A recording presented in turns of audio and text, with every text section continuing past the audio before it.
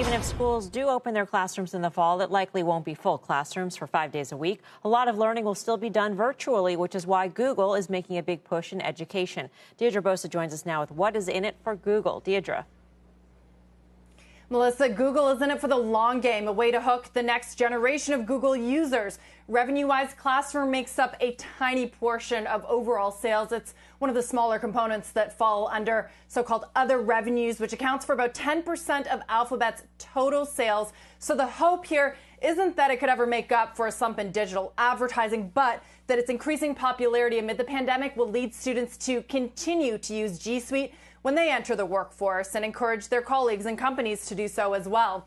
Now, Google was in the education space early relative to other big tech, and it has certainly reaped the benefits this year. More than 100 million students and educators now active on Classroom. That's up from 50 million at the beginning of March. G Classroom, if you're not familiar with it, if you don't have kids in the program, it's what's called a learning management system. It's a software hub essentially to manage courses online.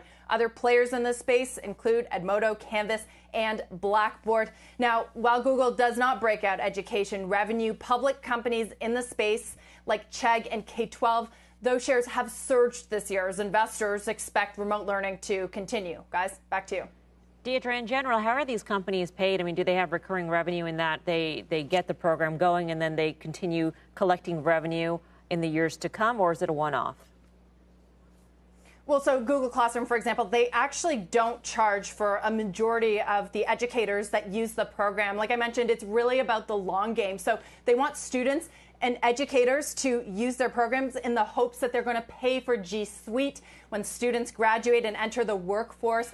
They are having add-ons for it as well. But of course, this is still a very fragmented landscape because it is still early days. So revenue models are still being sorted out. Google, though, unlike some of the other players, smaller players, has the ability to use their income from other parts of the business to offer a lot of the services for free.